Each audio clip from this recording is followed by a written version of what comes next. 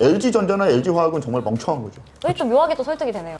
자, 복잡해진 이 화장품 투자 시계 그리고 이 환경을 고려해봤을 때 그렇다면 지금 가장 투자하기 좋은 기업은 어디일까요? 아모레와 LG생활건강은 안습이네요. 물리신 분들은 그냥 그 반려주 하셔야 되는 그런 상황인 거죠. 그러니까 이제 정말 고점에서 갑자기 공격을. 그러니까 애경은 어떻게 되는 거예요? 애경은 화장품주라고 사람들이 생각하지 않아요. 아 그래요? 네, 화장품이라고 치지 않습니다. 그럼 뭐예요? 비누회사인가?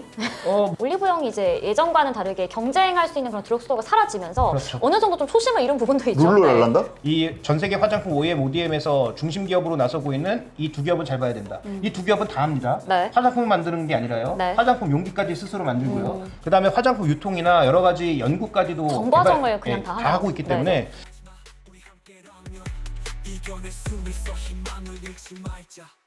미중 글로벌 패권 경쟁, 이른바 관세 전쟁이 점점 더 격화되는 분위기입니다. 미국은 중국의 보복 관세에 대응하기 위해서 중국 제품에 대한 관세율을 현재 145%에서 245%까지 인상할 수 있다고 경고하기도 했죠. 트럼프가 관세 앞에서 그야말로 칼춤을 추고 있는 동안 K 화장품의 인기는 오히려 날로 높아지고 있다고 하는데요. 네, 오늘 경제 만담에서 보다 자세하게 한번 풀어보도록 하겠습니다. 자, 일단은 우리 화장품 1분기 수출 실적부터 한번 짚어봐야 될 것 같아요. 네, 이제 꾸준하게 늘고 있습니다. 매년 늘고 있고요. 이렇게 줄어들지를 않고 있어요. 그래서 뭐 품목별로 조금 다르긴 합니다. 네. 그러니까 뭐 화장품도 쪼개보면 뭐 저보다 더 잘 아시겠지만 너무 많잖아요. 그렇죠. 너무 많죠. 네, 이제 가장 이제 폭발적으로 늘어나고 있는 것은 의외로 휴젤 같은 이런 보톡스류의 제품들은 정말 끊임없이 늘고 있고, 네. 그 다음에 의료기기 쪽에서 또 치과기기는 조금 정체예요. 그러니까 늘었다가 네. 지금 그 증률이, 그러니까 증가율이 정체됐다는 얘기입니다. 네. 총량 기준으로는 조금씩 늘고 있는데 예전에 이렇게 가파르게 상승하다가 지금은 약간 플랫하게 돌아서는 정도가 이제 치과기기가 그렇게 나타나고 있고, 네. 그 다음에 이제 뭐 스킨케어류의 그 선크림부터 포함해서 네. 소위 이제 기초 화장품 이런 계열들은 여전히 잘 팔리고 있는 상황이고요. 다만 지난 그 하반기에 네. 연말 소비를 염두에 두고 엄청나게 밀어냈거든요. 근데 그게 다 소화가 안 돼서 네. 그쪽은 이제 상반기에 약간 주춤거리는 부분도 좀 있을 것 같습니다.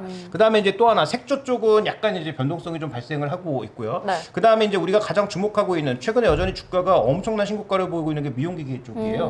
그러니까 클래시스처럼 소위 이제 그 병원 가서 네. 처방도 해야 되고 받아야 되는 이런 제품도 엄청나게 잘 되지만 홈케어 근데 말씀하시는 거죠? 집에서 하는 네. 이제 홈케어도 네. 생각보다 굉장히 잘 되고 있는 측면이 있죠. 그래서 이걸 범위를 어디까지 넓히냐에 따라서 굉장히 범위가 넓을 수도 있는데 네. 어쨌든 과거에는 중국으로 가는 고가 화장품 라인이 이 상승의 주력 요인이었다면 네. 근데 지금은 미용기기라든지 일부 스킨케어 제품들, 그러니까 피부 미용을 중심으로 하는 제품들을 중심으로 해서 여전히 1분기에도 견조한 성장세를 보이고 있다. 네. 이렇게 봐야 될 것 근데 같습니다. 하이엔드 화장품이라고 하면 네. 그게 어느 수준이에요? 왜냐면 우리가 흔히 생각하는 하이엔드 화장품은 프랑스나 유럽에서 나오는 고가 화장품이잖아요. 네. 근데 그럼 이제 예. 우리나라는 그러면 하이엔드라고 이야기하는 게 가격대가 어느 정도 형성이 되는 거예요? 뭐 가격대는 워낙 천차만별이니까 가격대로 끊기에는 조금 애매하고, 그러니까 지금 우리나라에 말씀하셨던 소위 이제 뭐 후 브랜드 네. 이런 게 잘 팔리는 게 아니에요. 그런 브랜드는 여전히 뭐 정체되거나 뭐 네. 늘어봐야 뭐 제한적인 수준이라면 최근에 극도로 늘고 있는, 그러니까 계속 이제 엄청난 성장률을 보여주고 있는 것은 얼마 가격 안 되는 뭐 한 3만 원 내외 정도의 네, 뭐 맞아요. 선크림 이런 것들이 진짜 잘 팔리는 거고요. 네. 그다음에 이제 그 기기류는 그 병원으로 가는 기기류는 뭐 대당 몇 천만 원 되겠죠. 그다음에 집에서 이제 하는 거는 예, 그 안에 들어가는 네. 그 소모품들, 그러니까 그 기계 안에 넣어서 하는 카트리지. 앰플들, 예, 그런 카트리지들은 꽤 비싸고 네. 몇십만 원도 아니고, 그다음에 이제 홈케어류들은 10만 원에서 뭐 한 2, 30만 원 사이 정도. 원래 이 시장은 그 홈케어 기기 시장은 LG전자가 꽉 잡고 있었잖아요. 프라이드라는. 초기에 그랬죠, 초기에. 예. 네. 예. 굉장히 그거는 그때 LG전자 내에서도 히트 상품으로 이렇게 자리매김했었거든요. 네. 그렇죠. 근데 LG전자가 완전 프라이를 망가진 것 같더라고요. 근데 지금 프라이를 쓰시는 분은 거의 보기가 어렵고, 네. 예, 지금은 뭐 리쥬란이라든지 뭐 이런 게 워낙 강세여서 저희가 이제 미용기기는 그러면 조금 이따가 한번 짚어보도록 할게요. 일단은 네. 뭐 말씀하신 대로 뭐 대략 기사를 좀 봐도 한동안 이제 중국이 한한령도 있었고 좀 경기가 좋지 않아서 이제 중국에 대한 수출이 좀 주춤했었는데 최근 들어서 4개월 만에 반등했다는 기사도 있었고요. 그리고 저는 깜짝 놀란 게 뭐 중동 이런 데서 존재감 드러낸다 이런 것도 뭐 당연한 건데 미국에서 화장품 수입국에서 이제 프랑스를 제치고 1위에 오르기도 했고 또 이제 백화점에 입점이 되는 그런 성과도 있더라고요. 그래서 북미 수출이 이제 최근 들어서 급증하고 있는 것 같은데 이제 아무래도 우리가 미국 하면 요즘 가장 먼저 걱정이 되는 게 관세이지 않습니까? 화장품은 어떻게 봐야 될지. 화장품도 관세 영향은 있을 거예요. 그러다 보니까 오히려 더 늘어나는 그 프린 효과가 아이디 부품이랑 똑같이 나타나고 있습니다. 네. 그러니까 미국에서 나 한국 선크림 써보니까 괜찮았는데 이거 관세 맞는다며 그러면서 막 당겨간다는 거예요. 네. 그래서 작년에 아까도 잠깐 언급드렸지만 작년에 원래 우리가 연말 소비를 보고 화장품을 엄청 밀어냈거든요, 미국으로. 네. 근데 그 작년 연말에 그 소화가 안 됐어요. 근데 그런 물량들이 한꺼번에 소진되면서 네. 3월 달에 전체적으로 매출이 확 급증하는 그런 양상을 보여주고 있습니다. 네. 미국에서 사재기가 일어나고 있는 거죠. 그렇죠. 그러니까 그 부분이 오히려 연말에는 작년 연말에는 생각보다 그렇게 강하지 않았는데 오히려 이제 연초에 관세 얘기가 나오면서 이런 것들이 1년치를 막 쟁여사고 있다 이런 얘기가 흘러나오고 있어서 네. 이거는 좋은 점도 있지만 안 좋은 점도 있는 거죠. 만약에 관세가 생각보다 이렇게 뭐 세지 않았을 경우에는 네. 미리 샀으니까 안 살 수도 있는 거잖아요. 그러니까 수요를 당겼을 수도 있는 거고. 네, 네. 근데 지금 중요한 건 뭐 미국은 아닙니다. 왜냐하면 미국 쪽은 꽤 이제 볼륨이 늘었어요. 아, 그래서 그래요? 말씀하셨다시피 이제 네. 프랑스를 제치고 1위에 올라갔는데 이건 뭐 제가 보기엔 계속 유지되지는 않겠지만 상품 자체가 다르니까. 그러니까 프랑스의 랑콤이라든지 에스티로더라든지 이런 거는 다 고급 라인이잖아요. 그렇죠. 네. 적어도 뭐 100불 이상 하는 그런 고급 라인이라면 우리나라 제품들은 상대적으로 저가 라인에 기능성도 약간 다른 부분의 네, 라인들이고 그다음에 가격들이 상대적으로 쌈에도 불구하고 효과가 꽤 높다라고 알려지고 있어서 네. 그래서 이제 미국 쪽은 쉽게 꺾이진 않을 것으로 보이고 오히려 주목하고 있는 건 유럽하고 중동이에요. 그러니까 동남아시아는 옛날부터 유명했고 그렇죠. 네. 중동도 이제 진출하면서 점점 이제 조금씩 업력을 이번에 쌓으려고 하고 있고 네네. 그다음에 이제 또 하나의 포인트는 화장품의 본산이라고 하는 유럽 쪽도 소위 뭐 선크림이라든지 상대적으로 낮은 가격에서 영향력을 발휘하는 이런 기능성 제품들, 기능성 제품들. 이런 것들이 네. 생각보다 꽤 적절한 가격으로 들어가고 있기 때문에 한국 뷰티가 생각보다는 꽤 강하게 확산되고 있다 이렇게 좀 볼 필요가 미국에서 있습니다. 관세 전략을 만약에 예정대로 시행을 한다. 그러면 K뷰티는 무조건 땡큐인 상황 아니에요? 중국 제품이 들어오기가 너무 어려운 구조가 되는 거잖아요. 뭐 지금도 들어가기 어려운데 네. 만약에 관세 차이가 이대로 확정된다면 말씀하신 게 더욱 맞겠죠. 근데 중국은 지금 어떤 상황이냐면 중국도 과거에는 에스티로도 1등, 네. 뭐 시쉐이도 이런 데가 뭐 2, 3등 이렇게 하고 그다음에 뭐 국내 업체 뭐 들어가고 있었거든요. 네네. 근데 지금 이거 다 싹 제치고 중국 로컬 브랜드가 압도적 1위예요. 그러니까 중국 시장은 이미 다른 그 자동차처럼 다른 나라 브랜드가 가서 예전처럼 막 1위 하기는 어려운 시장이 그러니까 화장품도 되고 내수 시장이 되었군요. 그렇죠. 네. 많이 따라온 거죠. 네. 중국 화장품들이 K뷰티가 원래는 중국에 많이 들어갔었는데 이제는 그 사람들이 그것을 OEM, ODM을 하면서 실력을 키워서 이제는 자체 브랜드로 해가지고 네. 시장을 완전히 삼킨 거죠. 근데 이제 더 재밌는 건 네. 그 1위 하고 있는 브랜드도 중국 내에서 만들어주는 상당수를 우리나라 업체에게 OEM, ODM을 하고 있다는 거죠. 그러면 자체- 정말 네. 네, 자체 OEM, ODM도 있지만 중국 내에서 지금 1위 하고 있는 그 브랜드도 우리나라 업체에게 OEM, ODM을 그럴 수밖에 없는 게 이제 중국 내에서 만든 건 신뢰라는 문제가 있기 네. 때문에 그렇죠. 오히려 한국 업체들한테 맡기는 게 콜마나 이런 데다 맡기면 무조건 이건 와 되게 좋은 건가 본데? 라고 브랜드가 좀 약하더라도 ODM 업체가 좋으면 네. 그 화장품에 대한 신뢰도가 올라가니까 중국 업체들도 그거를 이용하는 거죠. 그렇죠. 그래서 과거에 이제 그 처음에는 그 왕홍이라고 하죠. 네, 그렇죠. 중국의 이제 엄청난 인플루언서들이 자기 브랜드를 만들면서 이제 우리나라 OEM, ODM을 쓰는 정도였는데 네. 지금은 아예 중국에서 1위 하고 있는 엄청 큰 규모의 업체가 상당수의 제품들, 우리나라가 가장 잘한다고 알려진 뭐 선크림, 뭐 기초크림 이런 것들에 대해서 OEM, ODM을 하고 있으니까 네. 이런 기회가 오고 있는 건 분명하다라고 좀 봐요. 관세를 얹어서 소비자한테 전가를 한다는 전략이 먹힐까요?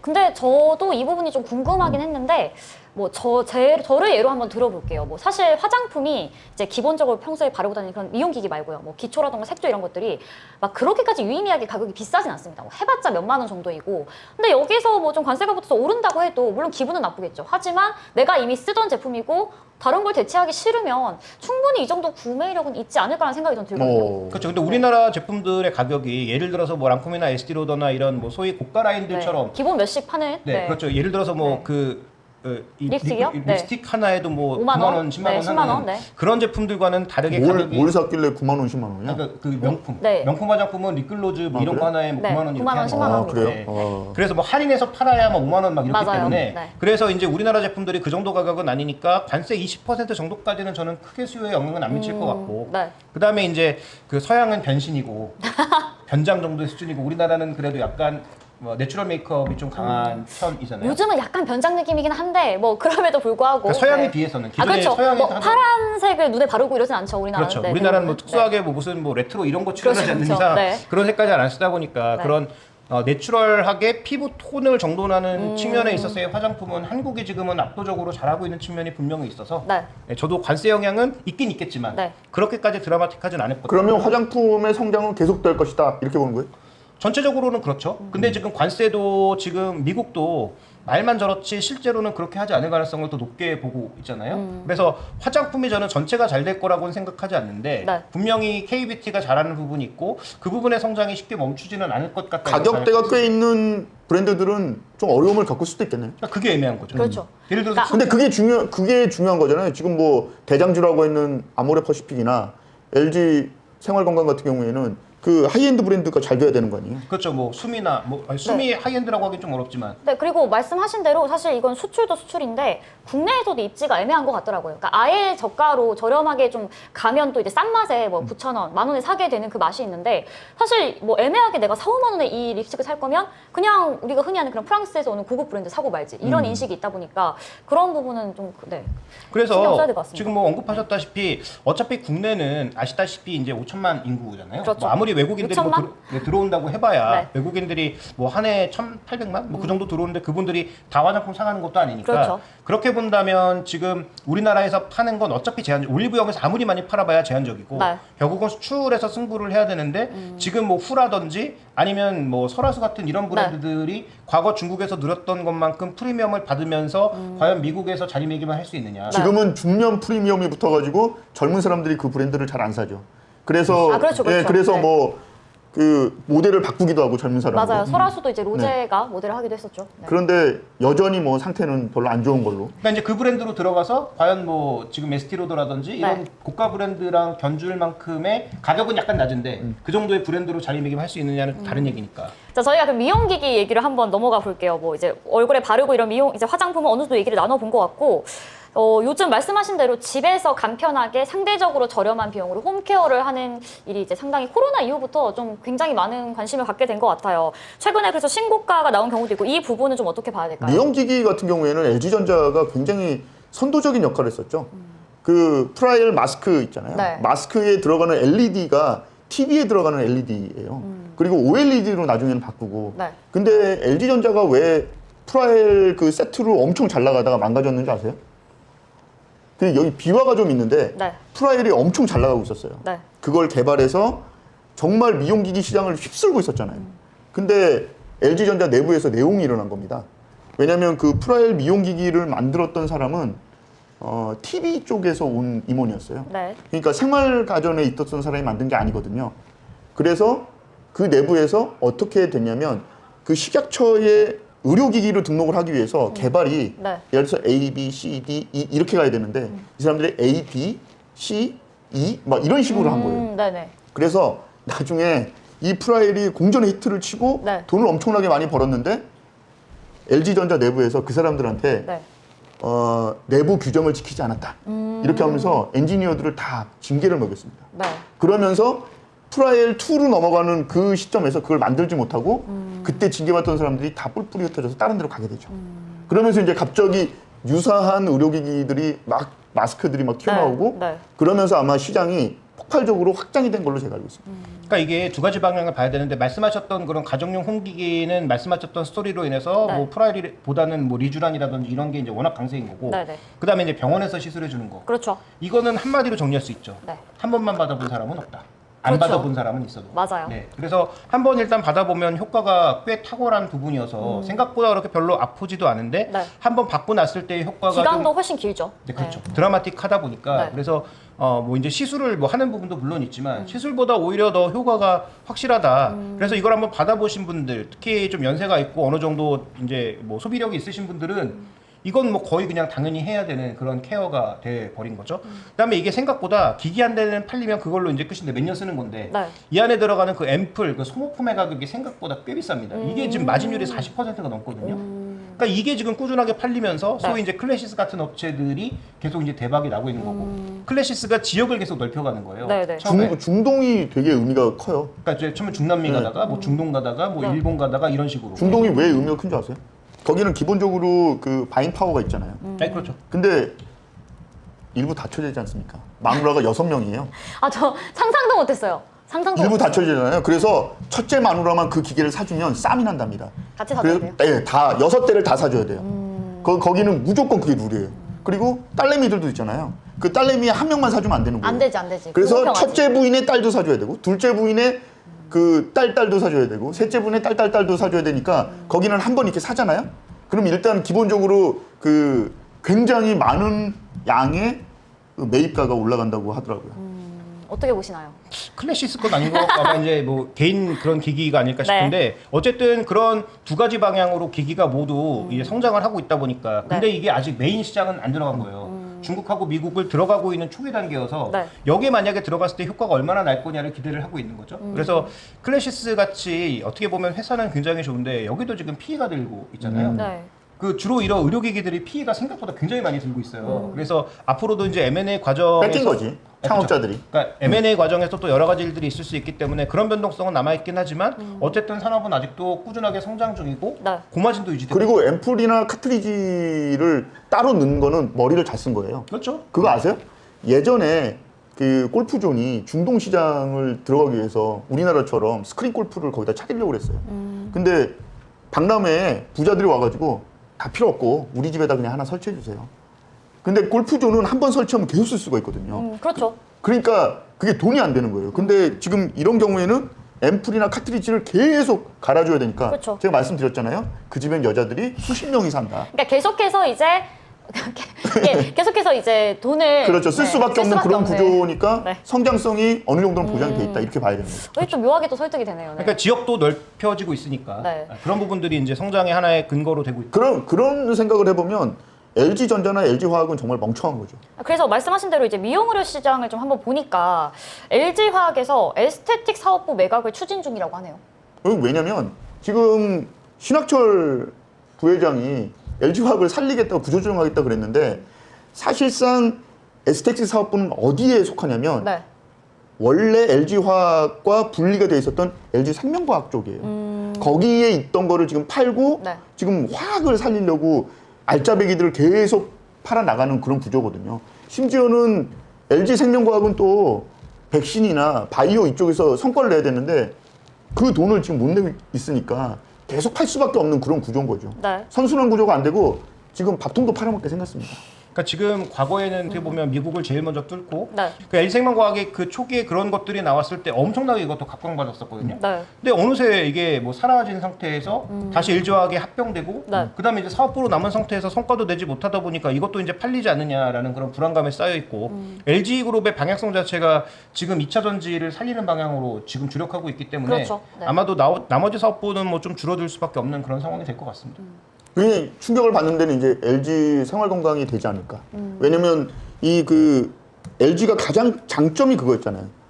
모든 산업군을 다 갖고 있기 때문에 연계를 할 수 있다는 시너지가 나요. 예, 그 장점이 있었는데 지금 차석용 부회장이 나가고 난 이후에 LG 생활건강은 아예 동력을 잃었어요.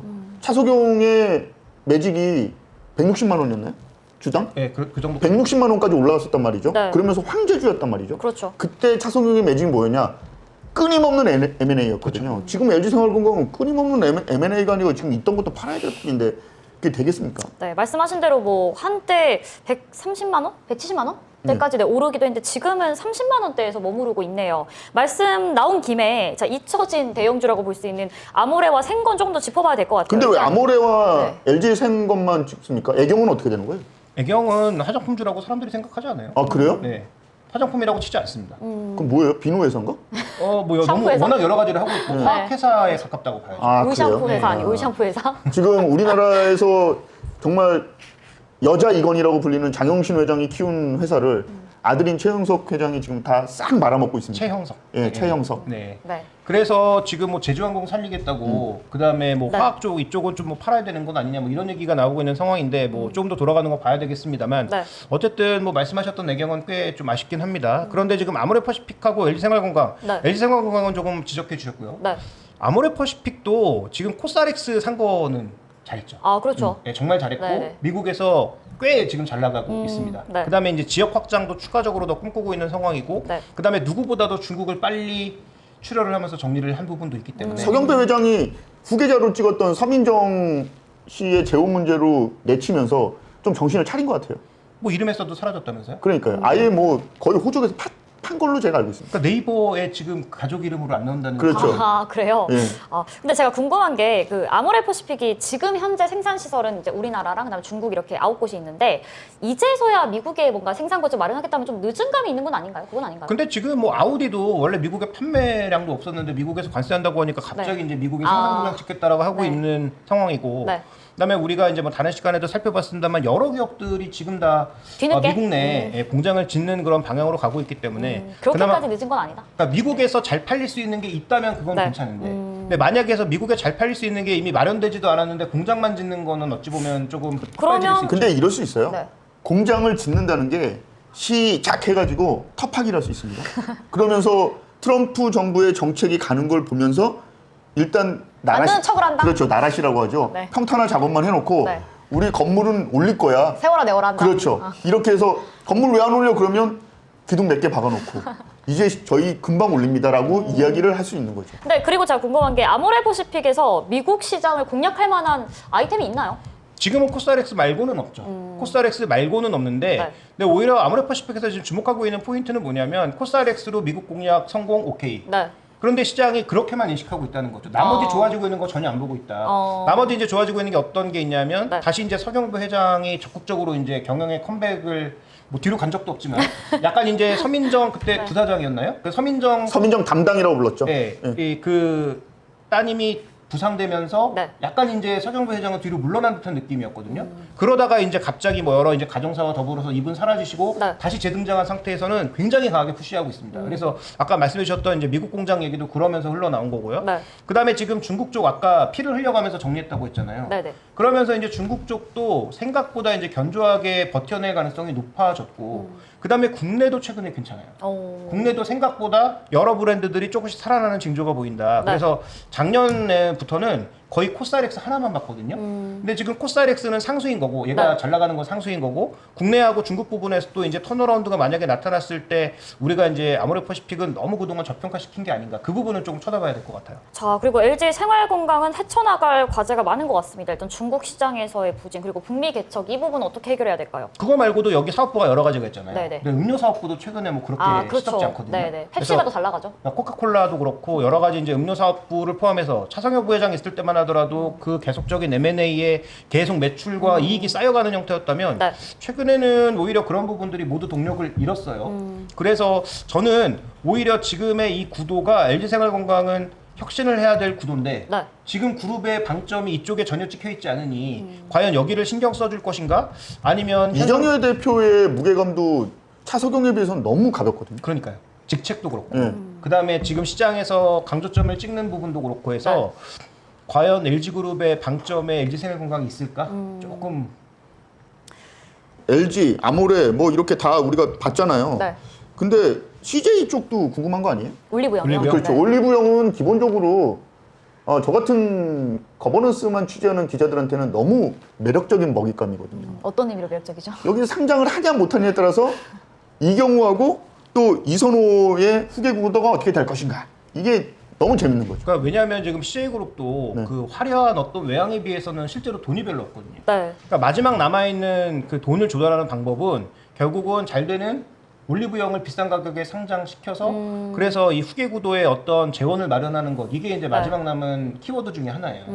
근데 이게 지금 그 올리브영을 위협하는 새로운 강자의 등장과 더불어 그렇죠. 그다음에 올리브영이 나름 외국인들에게는 핫한 그런 여행지예요. 너무 네, 많아요. 성수 파머스토어 가면 알겠습니다. 외국인 진짜 많아요. 마포, 마포든 어디든 올리브영에는 외국인들이 줄 서서 물건을 산다니까. 그러니까 그 외국인들이 있는 지역이 뭐 서울 전체에 다 있는 건 아니니까. 그래서 외국인들이 많이 모이는 예를 들어서 뭐 충무로, 경복궁 뭐 이런 지역에 있는 올리브영은 말씀하셨다시피 외국인들이 뭐 줄 서서 사기도 하고 뭐 명동에 또 그 뭐 4층짜리 스토어인가요? 그게 거기- 성수예요. 아니 명동. 명동에 명동에도 있어? 2층짜리 큰 스토어가 하나 있는데 거기도 정말 바글바글 하거든요. 네네. 근데 그런 걸 봤을 때 보면은 분명히 잘 되고 있는 것 같지만 그런데 저희 집 앞에 있는 주식회사 올리브영. 아성다이소. 네. 그러니까 우리 집 앞에 있는 올리브영. 네. 그다음에 뭐 조금 외곽에 떨어진 걸 올리브영이 과연 그렇게 핫하게 잘 되고 있나? 그렇진 않거든요. 근데 다이소는 엄청 잘 되는 것 같던데? 그러니까 아까 말씀드린 경쟁 채널이 다이소니까. 일단은 이제 불경기에 네. 또 젊은 소비자들의 마음을 이제 열 수 있는 부분이 아무래도 가격적인 부분인데 올리브영이 이제 예전과는 다르게 경쟁할 수 있는 그런 드럭스토어가 사라지면서 그렇죠. 어느 정도 좀 초심을 잃은 부분도 있죠. 네. 룰루랄란다? 랄라블라. 랄라블라, 그다음에 뒤에 롭스. 롭스. 네, 네. 다 망했잖아요. 네. 망했죠. 네, 그래서 이제 이런 부분들이 이제 안 그래도 불만이었는데 마침 다이소에서 이제 수많은 회사들과 협력을 통해서 이제 새로운 제품들이 또 저렴한 가격에 심지어는 나오다 보니까 LG생건이나 네. 아모레도 들어간다는 거 아니에요? 네, 맞아요, 이러면 맞아요. 네. 올리브영은 상장할 수 있을까요? 상장이야 뭐 상장이 할 수 네, 있겠죠. 네. 상장이 할 수 있겠지만 원하는 가격에 할 수 있을 그러니까요. 거냐. 원하는 만큼의 돈을 조달할 수 있을 거냐는 뭐 지켜봐야 되겠지만 조금 네. 다른 문제가 될 것 같습니다. 네. 자, 복잡해진 이 화장품 투자 시계 그리고 이 환경을 고려해 봤을 때 그렇다면 지금 가장 투자하기 좋은 기업은 어디일까요? 일단 여기서 우리가 봐야 될 핵심 포인트는 딱 한 가지죠.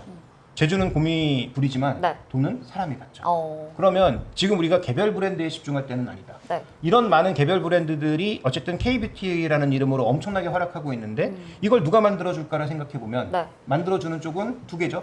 코스맥스, 한국콜마. 규모로는 코스맥스가 최대입니다. 네. 한국콜마가 상대적으로 떨어지는데 그래요? 몰랐네. 코스맥스가 더 우위예요. 근데 문제는 뭐냐면 코스맥스는 중국에 좀 더 방점을 찍고 있어요. 네. 그러니까 중국 경기가 위축되거나 중국 쪽에서 뭔가 안 좋으면 코스맥스는 실적이 크게 늘어나긴 없어요. 그러면 그거는 기정사실화된 거 아니에요? 중국 경기 위축은? 근데 지금 중국도 꽤 부양책을 강하게 쓰고 있잖아요. 네. 그래서 적어도 중국 내수 경기가 지금 꺾이고 있다라고 보기엔 좀 어렵기 때문에 그런 측면에서 일단 코스맥스보다는 한국콜마가 좀 더 우위에 놓여 있는 건 맞고요. 네. 근데 중국이 지금 별로 안 좋다고 해서 코스맥스를 뒤로 미룬 건데 규모의 경제로만 봤을 때는 코스맥스가 더 크거든요. 그러면 만약에 중국이 생각보다 견조하다고 했을 때는 이 전 세계 화장품 OEM, ODM에서 중심 기업으로 나서고 있는 이 두 기업은 잘 봐야 된다. 이 두 기업은 다 합니다. 네. 화장품을 만드는 게 아니라요. 네. 화장품 용기까지 스스로 만들고요. 그다음에 화장품 유통이나 여러 가지 연구까지도 정과정을 그냥 다 다 하네요. 하고 있기 때문에 네네. 그런 과정에서 보면 꽤 이제 탄탄하다라고 봐야 될 것 같고. 네. 그다음에 이제 파마 리서치나 휴재 같은 경우에 주가가 너무 많이 올라서 부담스럽기는 한데 휴재를 산 GS는 화장실에서 웃고 있겠네요. 왜냐면 그때 인수할 때 너무 비싼 가격으로 사가지고 이것도 허실다가 또 장난치는 거 아니야?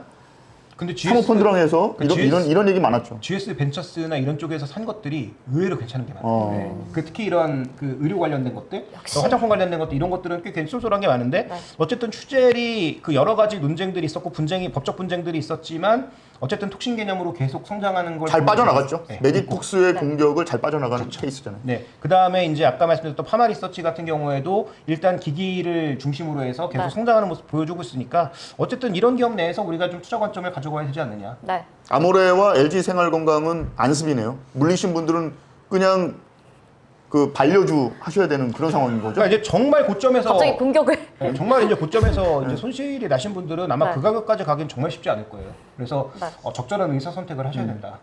한미 관세 협상이 본격 시작을 앞두고 있습니다. 트럼프 대통령의 상호 관세 부과 선언 이후에 금융시장이 불안해지자 미국이 다급하게 주요 무역 파트너들과 협상 테이블을 차리는 모습인데요. 우리나라도 줄 건 주고 취할 건 취해야겠죠. 우리 정부의 대응은 어떨지 함께 지켜봐야겠습니다. 오늘 저희가 준비한 내용은 여기까지입니다. 고맙습니다. 감사합니다. 감사합니다.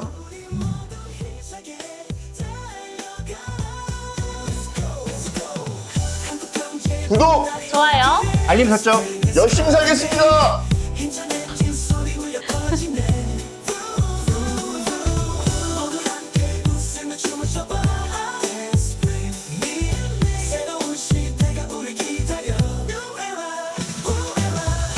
너의 아픔